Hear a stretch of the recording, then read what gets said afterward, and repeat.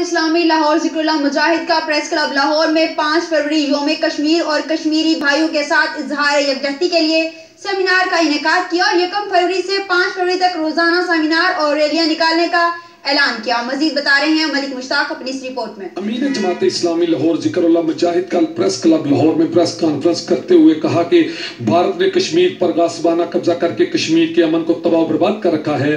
بھارتی فوج کی جارحیت کے ذریعے کشمیریوں کے بنیادی انسانی حقوق اور اقوام متحدہ کی بنیادی انسانی حقوق کے چارٹر کی کھلم کھلا خلاف ورزی ہے۔ جماعت اسلامی کشمیری بھائیوں کے ساتھ اظہار یکجہتی کے لیے پورا ہفتہ جوش و خروش سے منائے گی، جس میں 1 سے لے کے 5 فروری تک مختلف سیمینار اور ریلیاں نکالی جائیں گی۔ انہوں نے مزید کہا کہ جموں کشمیر تاریخی، جغرافیائی، معاشرتی، نظریاتی اور مذہبی حوالے سے بھارت کا کبھی بھی حصہ نہیں رہا، لیکن بھارت اپنی ہٹ درمی سے باز نہیں آ رہا۔ اقوام متحدہ اپنی نظر کا زاویہ درست کرے اور مشرقی تیمور کی طرح انسانی حقوق کی فراہمی کو اپنا بنیادی اخلاقی کردار ادا کرے، بھارتی قیادت کو اپنے دعووں کی پاسداری کا پابند بنائے۔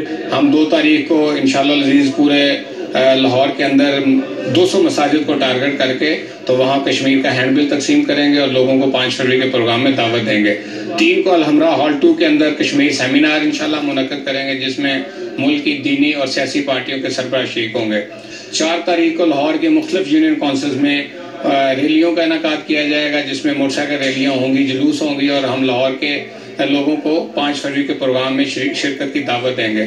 اور 5 فروری کو مار روڈ کے اوپر لاہور کے مرد، خواتین، بچے، اسکولوں کے طلبہ، نوجوان، ان سب کو ہم ایک بہت بڑے انشاءاللہ آزادی کشمیر مارچ کی صورت میں اکٹھے کریں گے اور اپنے کشمیری بھائیوں کو اس چیز کا پیغام دیں گے کہ پاکستان کی قوم ان کی جدوجہد میں ان کے ساتھ ہے۔ کشمیر بھارت کا ٹوٹا نہیں بلکہ پاکستان کی شارگ ہے۔ مسئلہ کشمیر کے حل تک بھارت کے ساتھ ہر قسم کی تجارت و دوستی کشمیری عوام کی جدوجہد کے لیے زہر قاتل ہے۔